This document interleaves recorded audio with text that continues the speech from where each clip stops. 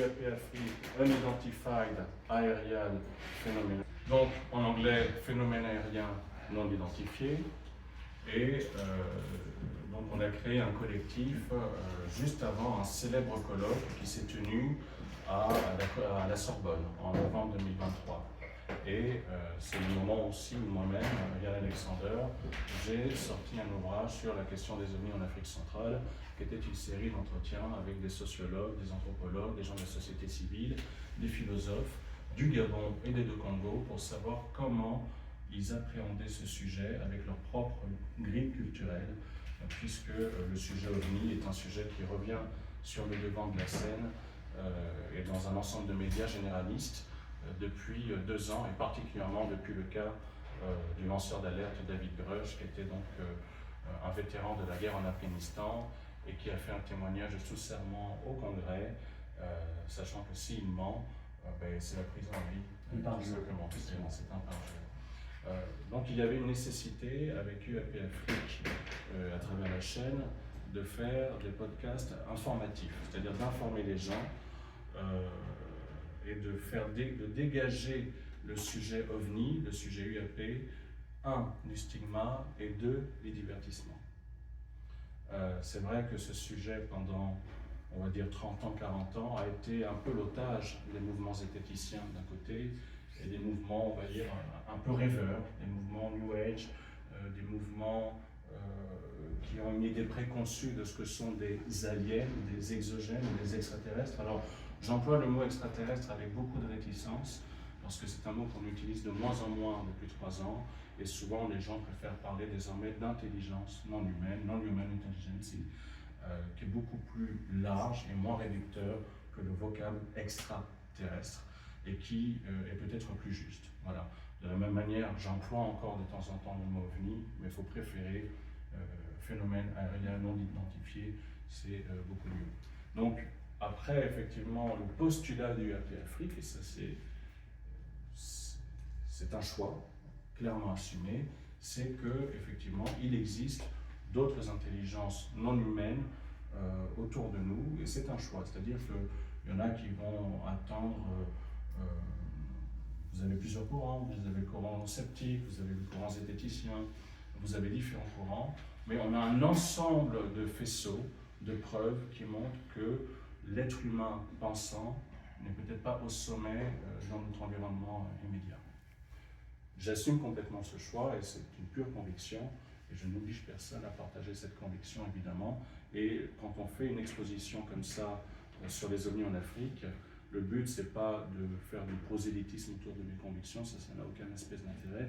Par contre, c'est que les gens aient de l'information et qu'on sorte de la rengaine que les ovnis sont un phénomène hollywoodien, occidental ou une histoire de blanc. Voilà.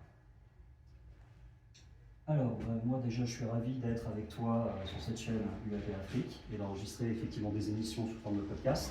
Parce que c'est vrai que quand on s'intéresse à l'ufologie, l'Afrique pour nous c'est un peu une terre inconnue, où effectivement on connaît très peu de cas.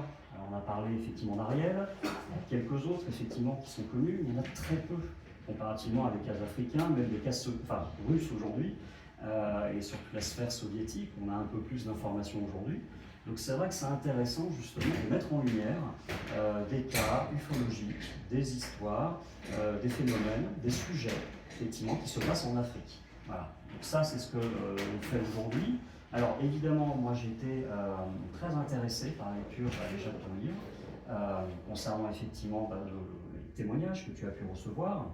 Moi le premier constat que je fais c'est que les Africains, alors en majorité, et j'en ai toute l'Afrique, y compris le Maghreb, eh bien, vivent la même chose que nous. Simplement, ils n'utilisent pas les mêmes terminologies, on va dire. Ça, on parle beaucoup d'esprit. Alors, nous allons parler effectivement d'être, nous allons parler d'engin, mais en fait, globalement, ils voient la même chose. Quand on décortique, quand on va dans le détail des témoignages, on a la même chose. Et c'est ça qui est extrêmement intéressant. Voilà, donc ça, effectivement, j'étais un petit peu émerveillé de voir cela. Et c'est tout à fait, en plus, dans les sujets de recherche aujourd'hui, par rapport à l'histoire, on a la même chose en Europe. On a des petits êtres, on a des fées, on a des elfes, on a plein de choses comme ça. Et quand on creuse le sujet, eh bien on s'aperçoit qu'il y a vraiment quelque chose d'important derrière. On a affaire à la même chose. Simplement, ce qui va changer, c'est la terminologie. Ce sont les mots que l'on va mettre dessus. Et les mots peuvent être trompeurs. Voilà. Donc ça, c'est intéressant. Et on a retrouvé aussi beaucoup de choses très intéressantes dans l'ouvrage de Samson Mabululu Alija, qui est effectivement extrêmement intéressant parce qu'il a donc collecté tout un tas de témoignages. Et parmi ces témoignages, quand on dresse un petit peu les cas, quand on éclate un petit peu les témoignages, on les regroupe sous des choses un petit peu plus génériques, thématiques, on va trouver des choses qui ressemblent complètement à l'ufologie connue en Europe et en Occident depuis au moins 70 ans. On parle d'observation en 1954, on parle de crash, on parle d'OANI, c'est-à-dire d'objets aquatiques non identifiés. Bref, on a énormément d'observations, y compris d'êtres qui sont observés, ou de rencontres du troisième type potentiellement. Donc ça, c'est intéressant, parce que globalement, en fait, la Terre entière vit la même chose. Mais elle utilise des mots différents, elle a un regard différent, qui est évidemment un filtre culturel. Voilà. Donc ça, c'est intéressant. Samson Mabululu Alija est togolais, il habite à Lomé, la capitale du Togo, et il a rejoint, c'était vraiment un souhait pour lui, il a rejoint UAP Afrique en janvier 2024 et il nous a proposé cet ouvrage, Les ovnis en Afrique, donc qui est une base de données où je pense les connaisseurs n'auront rien à prendre de particulier. C'est plutôt un ouvrage qui s'adresse aux profanes et aux Africains francophones qui commencent eux-mêmes à se poser des questions sur ce qui se passe et qui ont besoin d'un point d'entrée pour pouvoir accéder à ce sujet. Tout le monde n'a pas la patience d'aller sur Google et de farfouiller, de chercher. Et donc l'avantage avec ce genre d'ouvrage, c'est de proposer une base de données. Mais alors on va citer aussi, puisque ça va sortir bientôt, le travail de Jean-François Hobsommer de MUFON, qui lui aussi propose une base de données que nous n'avons pas encore lu, puisque ça sort en août. Mais on voit bien que, alors Jean-François Hobsommer d'ailleurs est marié à une Camerounaise, c'est un Français marié à une Camerounaise, et on voit bien qu'il y a quelque chose qui est en train de se passer aussi bien sur le continent africain qu'en Inde, où on a un renouveau de l'ufologie indienne, encore un peu petit, mais enfin il se passe quelque chose, au Japon. Donc il y a quelque chose qui se passe au niveau du monde entier. C'est pas intense de la même manière selon les régions. On a par exemple rien ou peu de choses au niveau de l'Eurasie pour le moment, du Kazakhstan, du Tadjikistan, de l'Ouzbékistan. Les données sont parcellaires, ça s'explique pour tout un ensemble de choses. Mais enfin, on peut dire que c'est qu'une question de temps pour qu'il y ait une sorte d'harmonisation au niveau des témoignages, des rapports. Et en fait, on peut arriver, c'est un peu l'équivalent des normes ISO, on peut arriver à une sorte de consensus généralisé sur et les objets non identifiés et les espèces qui sont derrière. Voilà. Je pense qu'effectivement, si on gratte un petit peu derrière tous ces témoignages, on va retrouver ce que Rabelais appelait la substantifique moelle. C'est-à-dire qu'on va retrouver un schéma commun, un canevas commun, qui regroupe toute l'espèce humaine, qui implique toute l'espèce humaine, avec des phénomènes d'observation, de contact, peut-être même d'hybridation, il semblerait que ce soit le cas aussi là-bas. Donc il se passe beaucoup de choses.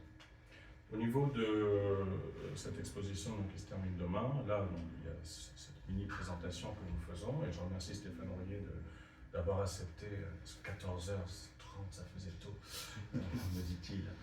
Et je comprends Stéphane, parce que moi à 14h des fois je dors, mais ça c'est ma vie à moi. Mais juste après il y a une visite guidée qui permet donc, où je vous présente donc un peu tout ce que vous voyez là. Et il faut compter, une fois que la visite guidée est terminée, il faut compter à peu près 1h30, 2 heures de visite, inclus, là vous voyez cet écran, il y a 41 minutes de capsule vidéo uniquement dédiée au sujet OVNI Afrique. Alors, je ne suis pas moi propriétaire de UAP Afrique, dans le sens où je n'ai rien inventé finalement. Si ça n'avait pas été moi, quelqu'un d'autre l'aurait fait, je pense, j'espère. Donc je ne me considère pas pionnier, même si je ne récuse pas ce terme. Et j'ai envie de dire, mais si quelqu'un a envie de faire UAP Afrique Kenya, UAP Afrique Congo, UAP Afrique Maroc, mais qu'il fasse, il n'y a même pas besoin de me demander quoi que ce soit. Il n'y a rien. Ce n'est pas une marque déposée, ce n'est pas une association, il n'y a rien. Donc les gens sont libres parce que ce sujet appartient à tout le monde. Et ce qui est intéressant depuis justement 3 ans, c'est que la société civile s'empare de ce sujet beaucoup plus qu'avant, y compris des personnes qui ont été témoins d'OVNI, y compris les personnes prétendues abductées, qui organisent des conférences, des représentations, des colloques, des rencontres à travers la France, à travers l'Europe. Et ça, c'est quelque chose de nouveau. Ça, c'est très intéressant parce qu'on a d'autres discours qui émergent, d'autres paroles qui émergent. Alors évidemment, il faut se faire violence. Je pense que pour certains, ça nécessite un certain esprit d'ouverture. Certaines personnes n'ont pas encore l'habitude, et je comprends. En même temps, le déni n'empêche pas le danger, le déni n'empêche pas les choses, le déni n'empêche pas la réalité.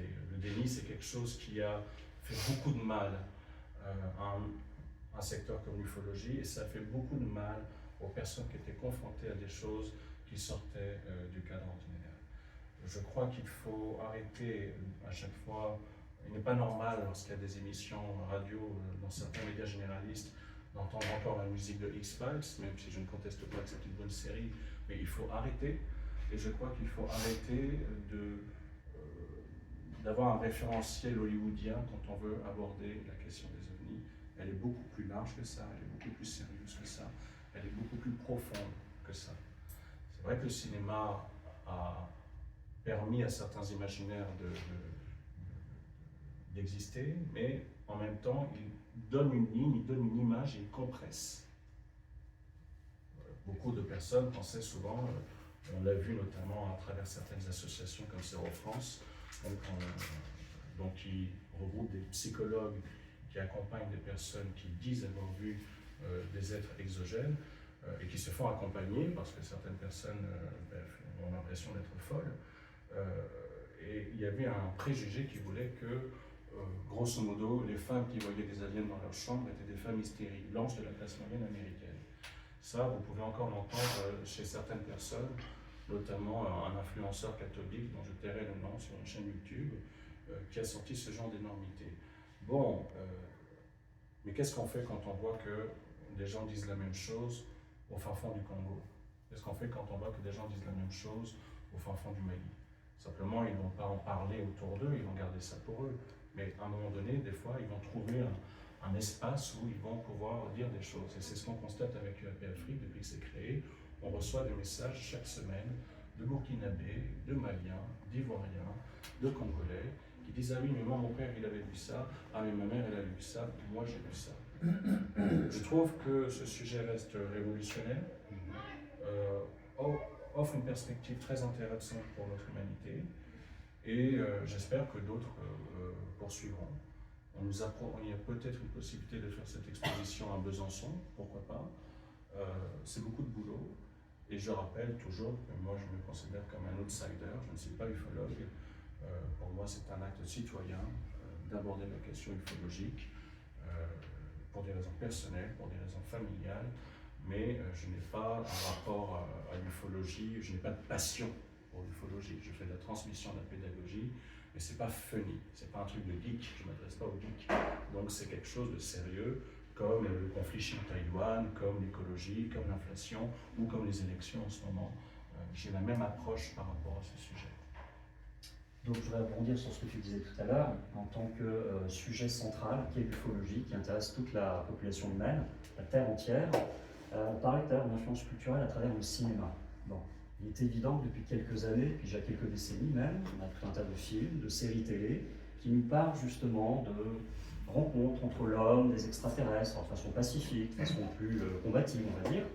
En clair, est-ce qu'on ne pourrait pas se demander s'il n'y a pas une volonté, justement, on parle de divulgation, on parle de David Grusch, d'un certain nombre de personnes, est-ce qu'il n'y a pas une volonté, à un moment donné aussi, de faire passer des messages via tout ce qui est culture, c'est-à-dire effectivement le cinéma, les séries télévisées. Là, on a quelques exemples avec des bandes dessinées, on a quelques exemples d'affiches de films aussi, c'est plus africain, voilà. On a aussi de la documentation ici avec UFO Afrique News, c'est en clair des magazines qui sont sérieux, qui ont divulgué de l'information sur le sujet OVNI. Donc en fait, on a aujourd'hui énormément de supports pour diffuser de l'information, je dirais peut-être plus que jamais. Peut-être que c'est le moment, ces dernières années et dans les années à venir, où nous pourrons justement communiquer les uns avec les autres sur des observations en Afrique, en Asie, en Australie, aux États-Unis, dans le fin fond de la France, un peu partout. Donc ça, nous avons des outils révolutionnaires aujourd'hui. On n'a plus besoin d'imprimer des magazines, c'est toujours intéressant. Il suffit aujourd'hui d'écrire, de le poster au format PDF sur tous les réseaux, et on a de l'information.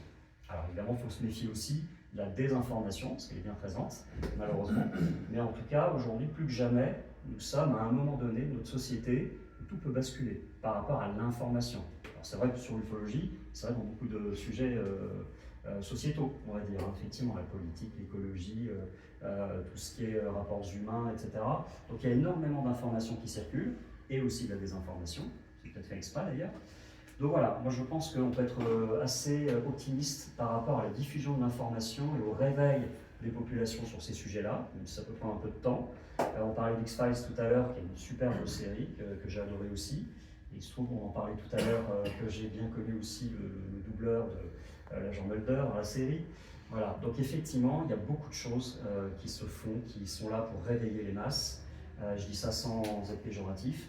Donc effectivement, voilà, je pense qu'on peut être dans un regard optimiste sur ce qui se passe aujourd'hui.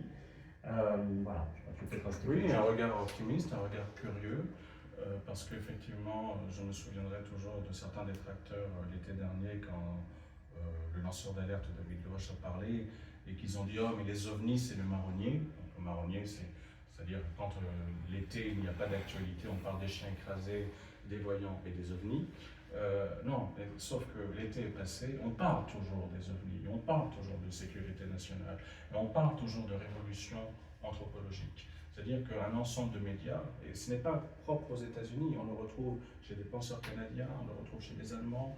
Le Times de Malte récemment a fait un article très intéressant où le rédacteur dit ben, ce serait bien quand même qu'on finisse par regarder ça parce qu'il y a quelque chose qui se passe. Le ministère du Travail au Brésil reconnaît l'ufologie comme une profession à part entière, au même titre que coiffeur ou PDG.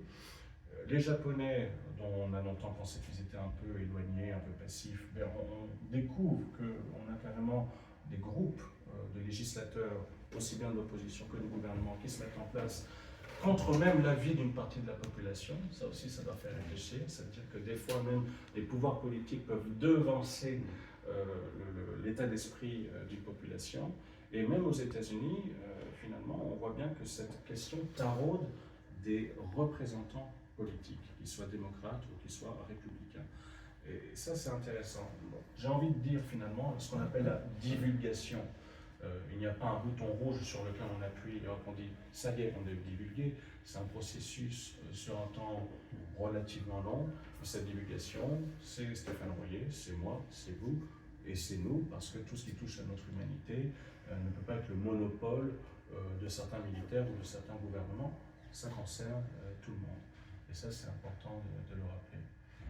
Si vous avez quelques questions, on va répondre tant bien que mal. Et après, je vais passer à la visite guidée.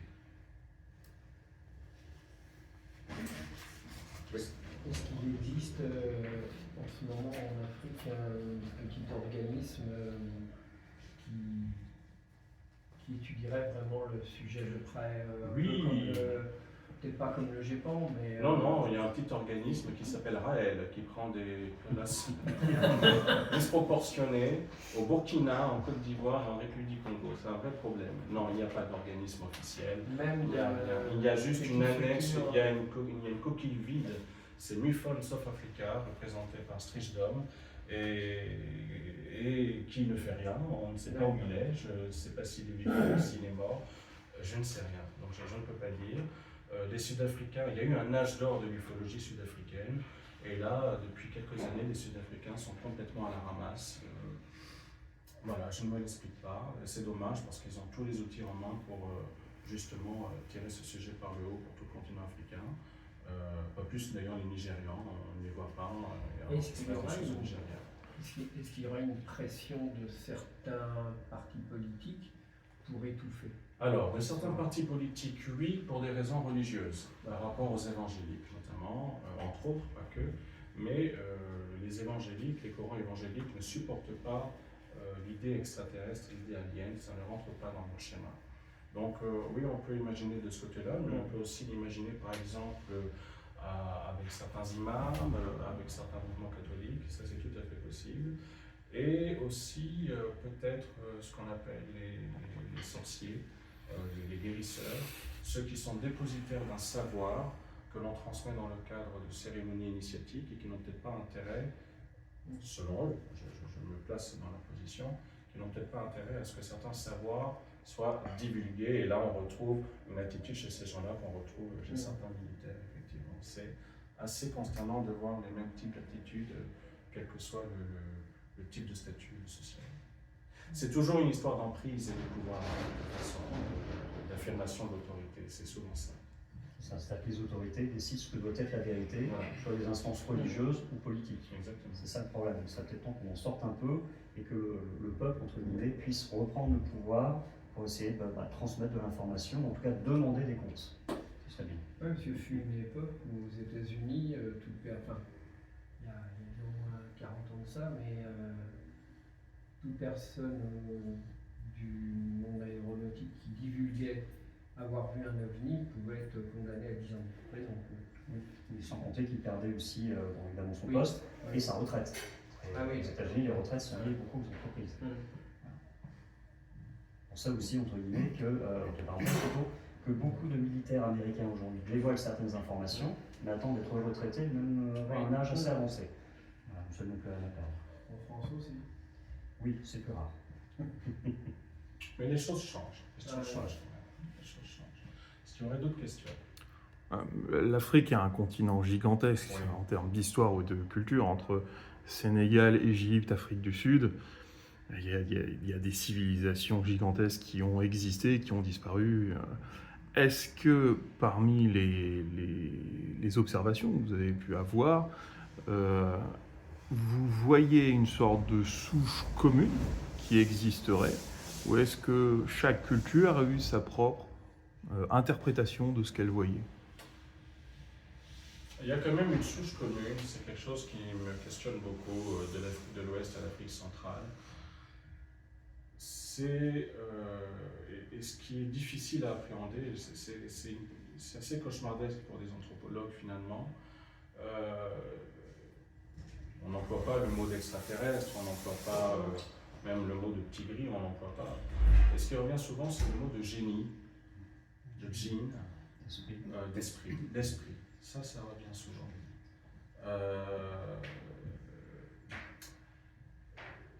C'est assez délicat, mais en tout cas, c'est ce mot-là qui revient, c'est cette conceptualisation qui revient. C'est-à-dire qu'on comprend quand ils nous racontent les choses et qu'ils décrivent les choses, qu'ils parlent de choses que l'on retrouve ici, mais les mots ne sont pas les mêmes. Et alors, ce qui est aussi compliqué, c'est-à-dire qu'effectivement, on se dit, mais puisqu'ils voient la même chose, pourquoi ils ne parlent pas d'engin à côté? L'engin ne revient, mais en fait, il faut gratter, et là, tout d'un coup, on dit, oui, il y avait une lumière à côté, il y avait une lumière qui est descendue dans la nuit, mais c'est pas ça qui va leur capter leur attention. C'est-à-dire, on peut quand même préciser que même dans des récits occidentaux, on a des observations d'êtres, notamment ce qu'on appelle des visites en chambre le soir. On a des êtres qui sont là. Il n'y a pas forcément d'engin aux alentours. Oui, tout à fait. Voilà. Tout à Donc fait. c'est un phénomène qui est très... Tout à fait. Je précise d'ailleurs, important pour cette exposition, que, comme je vous disais tout à l'heure, bon, il y a des choix qui sont faits. Il y a des choix qui sont faits quand on fait une exposition, de toute façon. Je ne suis pas tout seul à faire ce choix. Je veux dire, il y a une équipe autour, on réfléchit, qu'est-ce qui est plus pertinent, qu'est-ce qui est intéressant. On sait qu'il y a des choses qui peuvent heurter la conception de certaines personnes. On a eu il y a 2 jours une femme voilée qui est venue, qui était intéressée. En même temps, quand elle a vu certains articles, notamment sur la destruction d'un village au Sénégal, on a vu tout de suite qu'elle avait peur. Et il a fallu que je la calme en restant diplomate et en m'éloignant avec elle de la coupure pour calmer sa peur, parce que j'étais pas sûr qu'on aurait réussi à gérer une personne qui commence à avoir peur et à devenir nerveuse. Et là, ça fait réfléchir quand même sur la réaction possible aussi des gens, des populations. On se dit qu'il n'y a pas besoin dans le fond, en fait, il n'y a pas besoin qu'une soucoupe arrive devant la Maison Blanche pour susciter des peurs de ce genre-là. Il suffit de divulguer de l'information et avec en essayant d'approcher avec le plus d'éléments factuels, et on voit déjà ce genre de réaction. Ça m'a assez marqué ce qui s'est passé mercredi soir.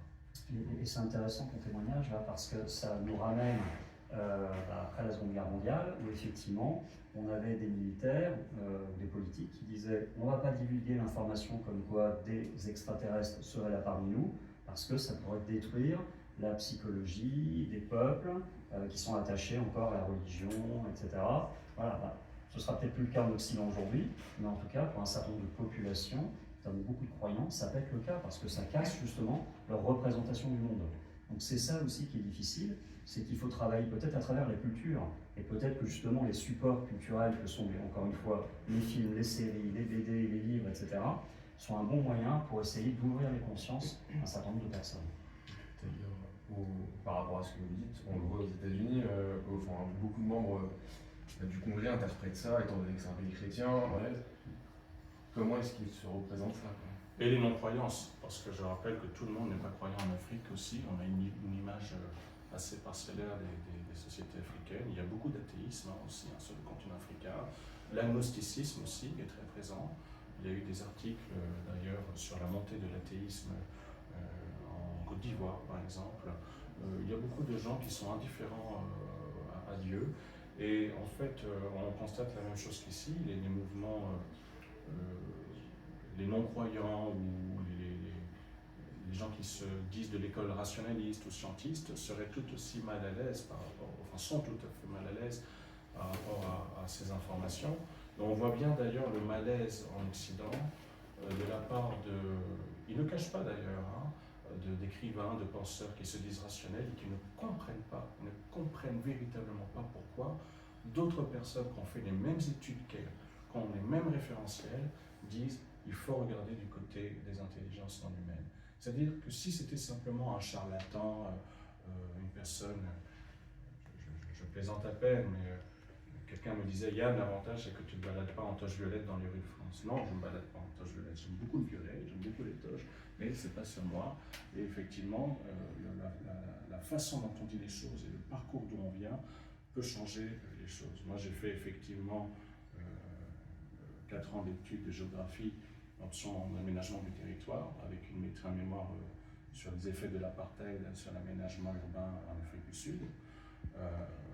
Et après j'ai bifurqué, ça fait plus de 20 ans que je chante maintenant. Donc j'ai un profil qui ne rentre pas forcément dans les clichés qu'on se fait des gens qui s'intéressent à ce sujet. Mais en fait, ce type de profil que j'ai, c'est un profil, il faut le multiplier par 100, par 200 actuellement depuis 2 ans. C'est ça qui est intéressant. Gary Nolan, qui est un scientifique spécialiste de la génétique aux États-Unis, fait un travail remarquable et c'est le même qui dit de façon très brève en passant que oui, il a eu des visites dans sa chambre quand il était plus jeune, mais il ne s'attarde pas dessus.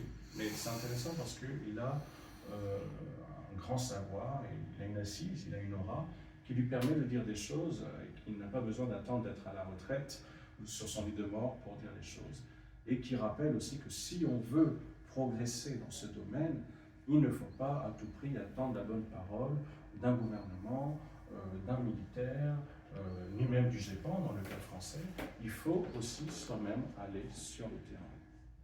Et quand on va sur le terrain, que ce soit en Afrique ou en Europe, il faut aussi se détacher de toute une imagerie justement hollywoodienne. L'OVNI, l'objet volant non identifié, n'apparaît pas forcément au-dessus d'une magnifique forêt ou au-dessus de l'Himalaya.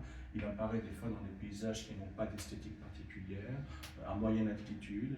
Il y a plein de petits trucs comme ça, plein de détails dont on n'a pas l'habitude finalement, parce que, encore une fois, on a été pollué véritablement, beaucoup d'entre nous, par une imagerie hollywoodienne.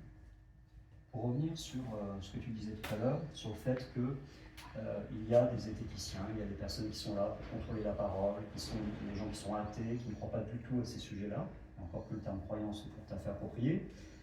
Je pense qu'il est intéressant de voir que parmi l'ensemble des gens qui sont des témoins d'observation d'OVNI, voire plus, des rencontres du 3e type et au-delà, on a énormément, dans leur immense majorité, des gens qui ne s'intéressaient pas au sujet auparavant. Autrement dit, il y a une espèce de phénomène qui convertit en fait l'humanité à la présence de l'altérité, d'autres intelligences non humaines.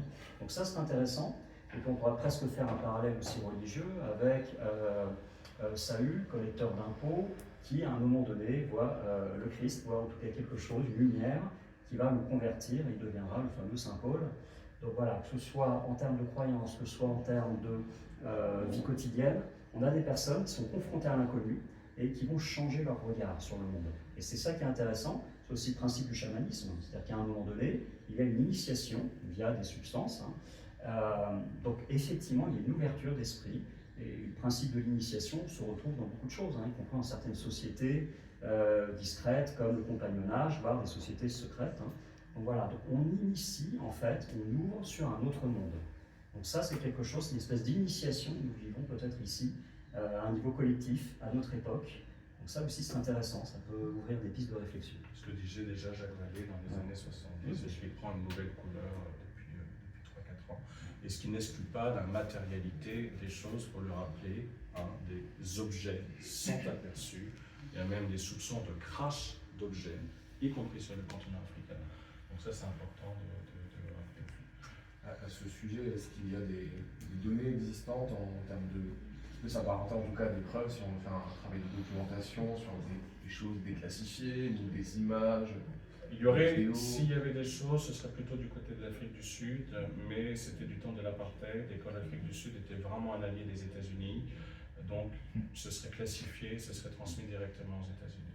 C'est la seule chose pour le moment qu'on peut envisager. Alors il y a eu un crash au Niger, fin 2019. Je parlerai du Niger tout à l'heure, parce que le Niger est un pays très intriguant dans le cadre du continent africain. Et d'ailleurs, hier, on a eu des visites de Nigériens d'ailleurs qui sont venus. Il y a eu un crash, les militaires sont allés sur la zone du crash, on n'en sait pas plus. Voilà, c'est l'omerta. Et au niveau des forces coloniales? Les forces coloniales auraient gardé les résultats pour elles et puis elles les auraient envoyés à l'empire colonial correspondant, mais elles n'auraient évidemment pas transmis ensuite au lendemain de l'indépendance. Donc oui, notamment par exemple, on peut parler de l'Afrique centrale à l'époque puisque les indépendances, ça va être 1960-61, et effectivement, on a des données de survol d'engins en Afrique équatoriale française et en République démocratique du Congo, enfin l'ex-Zaïre, pendant la colonisation. Mais comme le rappelait l'un des intervenants dans la question des ovnis en Afrique centrale, Daniel, la France, pendant longtemps, en Afrique centrale, c'est comme les États-Unis et leur base arrière en Amérique latine. Donc des données ultra sensibles, même une fois les indépendances passées, ces données ultra sensibles, la France les aurait gardées, elle ne les aurait pas communiquées de toute façon. Et il n'est même pas sûr d'ailleurs que les autorités locales auraient fait un souhait en ce sens-là, pour des raisons variées.